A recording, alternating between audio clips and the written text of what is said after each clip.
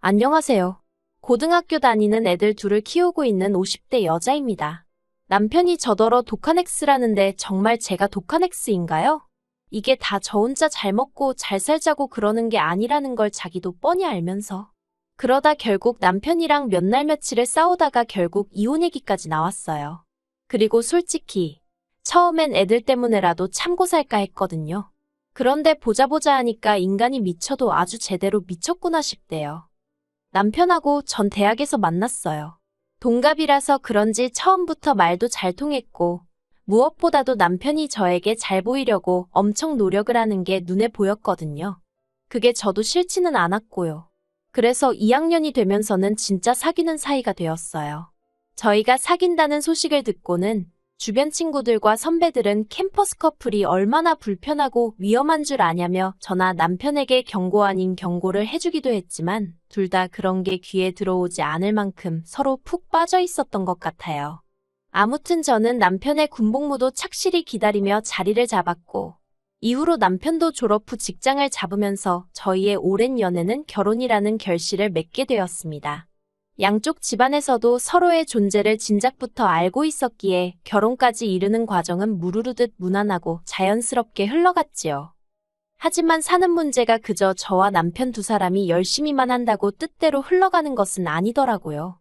제가 둘째를 임신하면서 입덧이 너무 심해서 제 발로 회사를 나오게 되었는데 그 일을 두고두고 후회하게 될 줄은 몰랐습니다. 제가 퇴사하고 얼마 지나지 않아 회사는 외국계 기업과 합병을 했는데 그로 인해 제가 다니던 회사는 업계에서 내놓으라 하는 위치까지 단박에 치고 올라갔거든요.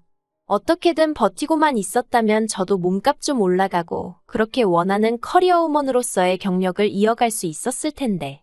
지금이야 그 또한 인생이고 그저 그 자리가 내 자리가 아니었던 거다 하고 넘겨버릴 여유도 생겼지만 한참 먹고 살기 빡빡하던 시절에는 어찌할 바도 없으면서 그렇게 서운하고 억울한 기분이었답니다.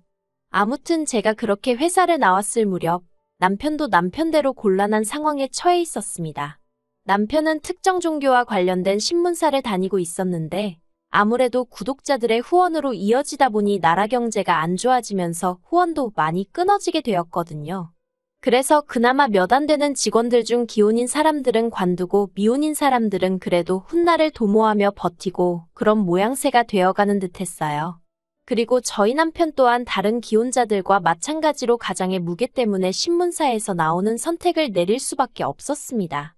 그나마 다행히 남편은 얼마 안가 이직에 성공하긴 했지만 그것도 그나마 전에 다니던 신문사보다 사정이 약간 나았을 뿐. 저희 둘의 생활 자체가 크게 달라질 정도는 아니었지요. 그리고 사정이 그렇다 보니 저희는 친정으로부터 크고 작은 도움을 받을 수밖에 없었습니다. 일단 시부모님은 워낙 먼 지방에서 농사를 지으시는 분들이셨는데 안타까워하시면서도 금전적으로 어떤 도움을 주실 형편은 못 되었어요. 하지만 친정에서는 제가 첫째를 키우며 둘째를 배에 품고 있는 동안 살림도 많이 도와주셨고 티를 안 내려고 조심을 했음에도 저희가 생활비 부족에 시달리는 게 뻔히 보였던 건지 그 당시에 2년 동안 매달 70만 원씩 보내주시더라고요.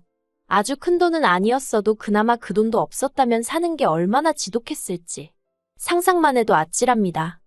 그리고 그런 힘든 시절을 이겨내기까지 한 저희 부부 사이에 조금씩 균열이 생긴 건 아이러니하게도 애들이 학교에 가고 남편이 새로운 회사에서 어느덧 안정적인 위치에 오르고 저 또한 새로운 공부를 시작하면서였습니다. 남들 눈에는 드디어 저 집도 피는구나 그렇게 보여질 시기였는데 둘째가 초등학교에 들어가던 해 그러니까 제 경력이 단절된 지 무려 8년 가까이 되던 때였어요. 오랫동안 잊고 지냈던 아니 솔직히 말하자면 연락하고 싶었지만 제 스스로 주눅이 들어 차마 연락하지 못했던 선배로부터 연락을 받게 되었습니다.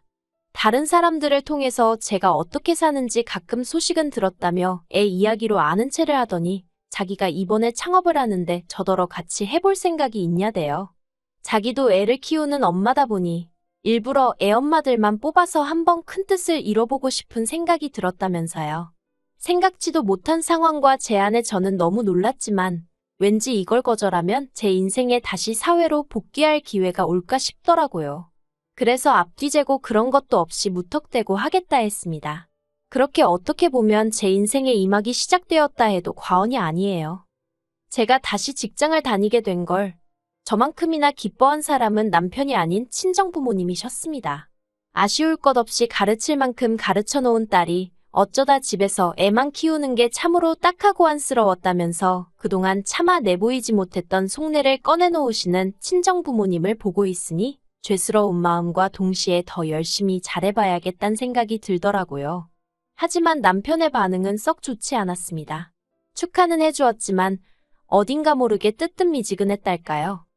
일을 시작한 이후로 저는 하루가 어떻게 가는지 모를 만큼 빡빡하고 바쁜 생활을 이어가게 되었습니다. 이리저리 사람들과의 만남도 많아졌고 모임 형태의 자리도 많이 늘었지요. 좋고 싫고를 떠나서 대부분은 빠질 수 없고 빠지고 싶지 않은 일들의 연속이었어요. 그리고 그럴 때마다 저는 가능한 부부 동반으로 자리를 만들어 어떻게든 남편과 같이 다니려고 했습니다. 유치하게 보일 수도 있지만 남편에게 인정받고 싶었거든요.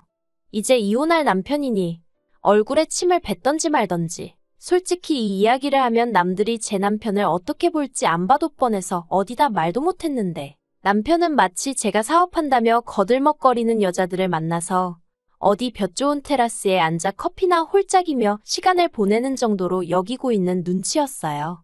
그리고 저는 그런 남편의 속 좁은 사고방식이 너무 부끄럽고 창피했지요. 그래서 더더욱 제가 하루하루를 얼마나 열심히 최선을 다해서 지내는지 보여주려고 했어요. 한편 그렇게 열심히 살다 보니 애들이 중학교 들어갈 때는 돈이 제법 모였더라고요. 저는 통장을 7개로 쪼개서 적금을 들어가며 재산을 불리는 재미에 흠뻑 취해 있었습니다. 이 통장으론 첫째, 둘째 유학도 보내고 이 통장으론 몇 년 뒤에 차도 새로 바꾸고 이 통장으론 남편하고 유럽 여행도 가보고 이루어질지 어쩔지도 모르는 목표들을 세우고 하루하루 정말 악착같이 살았답니다. 그런데 그런 와중에 버는 놈 따로 있고 쓰는 놈 따로 있다더니 신우가 도와달라며 연락을 해왔네요. 남편하고 나이 차이가 제법 나는 신우는 결혼한 지 4년 차였어요. 저하고의 관계는 좋을 것도 나쁠 것도 없이 적당한 거리를 유지하는 정도였고요. 그런데 회사 생활로 스트레스가 심해서 아이가 생기지 않는다며 이참에 회사를 그만두고 카페를 차리기로 했다는 소식을 전하더군요. 그리고 그때만 하더라도 어린애도 아니고 얼마나 고심하고 내린 결정일까 싶어서 응원한다 했습니다. 그런데 이후로 신우가 남편을 통해서 혹시 돈을 좀 빌려줄 수 있겠냐고 물어왔어요. 카페를 창업하려면 못해도 6천은 있어야 할 것 같은데 그중 3천을 저희에게 빌리려고 하더라고요. 나머지는 자기들이 모아둔 돈과 시부모님께 손을 벌리기로 했다면서요. 당연히 내키지 않았고 솔직히 말하자면 싫었어요. 이유를 떠나서 저도 허리띠 졸라가며 죽기 살기로 모은 돈인데 언젠가 돌려받을 돈이라곤 해도 그냥 제 손을 떠나는 자체가 싫었습니다. 그런데 남편이 어떻게든 살아보려고 하는 사람한테 너무한 거 아니냐? 인정이 있네 없네? 하루가 멀다 하고 사람 피를 말리려고 작정이라도 한 건지 닥달을 해대니 급기야는 애들도 저희가 돈 때문에 싸우는 걸 알아채더라고요. 그래서 어쩔 수 없이 빌려주게 되었어요. 통장 7개 중 2개를 깨서요. 그리고 이후로 제가 이자 한 푼을 받은 것도 아니고 행여나 돈 빌려주고 생색낸다, 치사하다 그딴 소리나 들을까 싶어서 한마디 말도 안 하고 기다렸습니다. 빌려갈 때 3년 안에 갚겠다고 호언장담을 했기에 그 말만 믿고 기다린 거예요. 그런데 솔직히 장사하는 거 딱 반년 지켜보니까 그때부터 이미 불안불안한 마음이 들었습니다.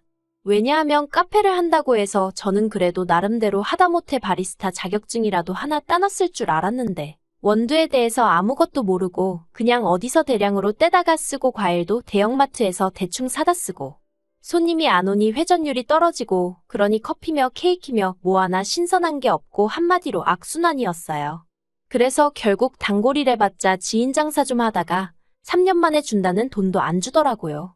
결국 참다 못한 제가 언젠가 딱 한 번 돈은 언제 줄 거냐고 물었는데 없는데 어떻게 주냐면서 오히려 적반하장으로 나오더라니까요. 그러다 결국 작년에 가게 접기로 했다는 소식을 들었습니다. 그리고 전후 이때가 아니면 절대로 못 받겠다 싶어서 신우에게 보증금 나오면 그 돈으로 제 돈 3천만 원 달라고 했지요. 그러자 남편이 저더러 독해도 너무 독하다면서 가게 망해서 속도 안 좋은 애한테 그 돈을 기어이 받아야겠냐는 헛소리를 하더라고요. 가족인데 신우가 어디 야반도주할 것도 아니고 살아날 기회를 줘야 하는 거 아니냐면서요. 그래서 됐다고 말도 안 되는 소리 좀 하지 말라고 했어요.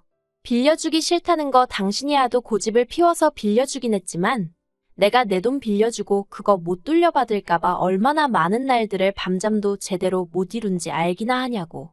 애들도 벌써 그때보다 클 만큼 컸겠다. 애들 교육 때문에 할 말 못하고 그럴 시기는 지났다 싶어서 저도 지지 않고 맞섰네요. 그리고 결국 신우한테 돈 3천만 원 받아냈지요. 고맙다는 말은커녕 하다못해 언니 그래도 돈 잘 썼어요. 그 말 한마디도 없더군요.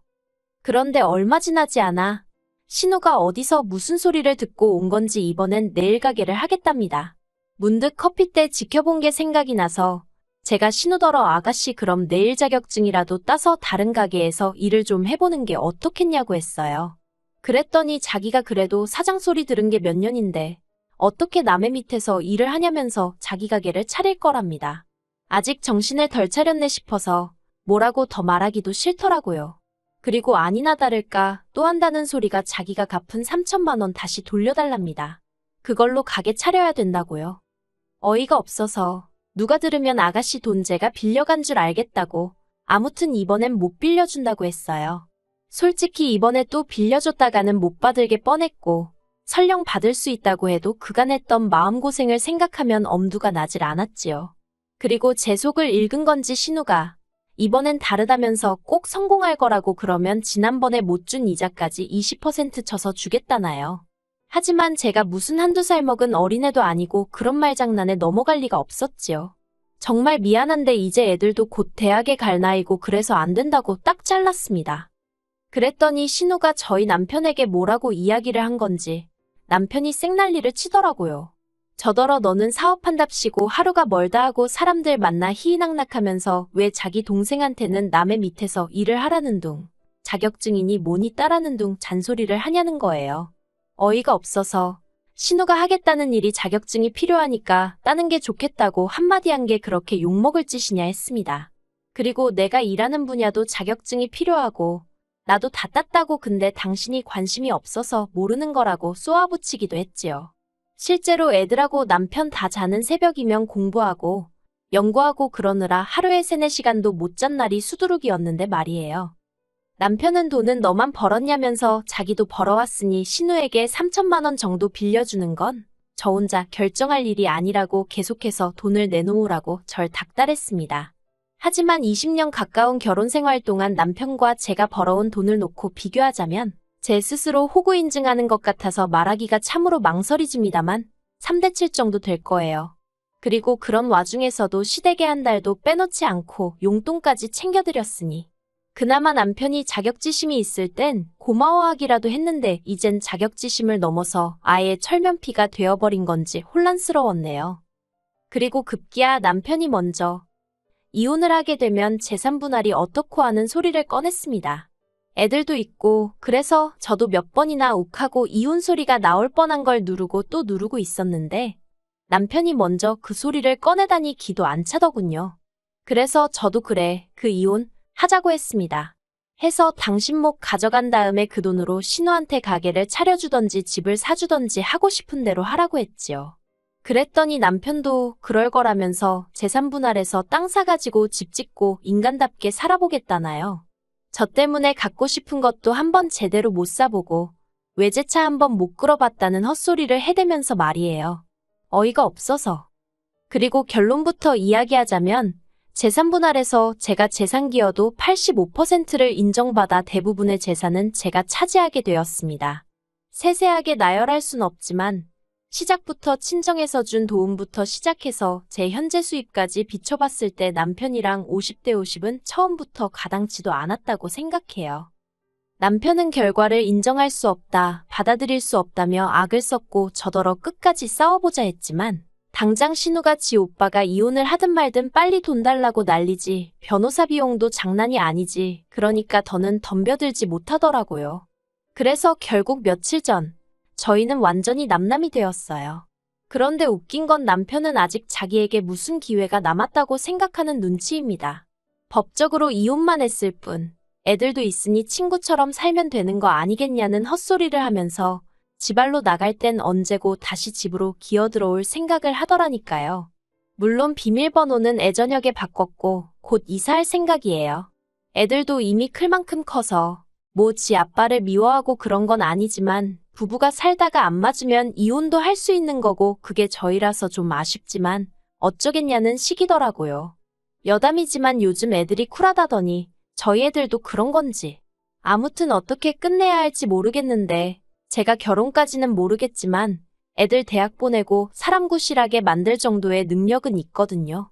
제 노후도 그럭저럭 자신 있고요. 그래서 제 자신에 대해서는 별 걱정도 없고 한편으론 솔직히 후련한 마음도 듭니다. 나름대로 최선을 다해서 살았고 더 이상 바꿀 수 없는 현실을 후회하며 시간을 낭비하는 짓은 안 할 거예요.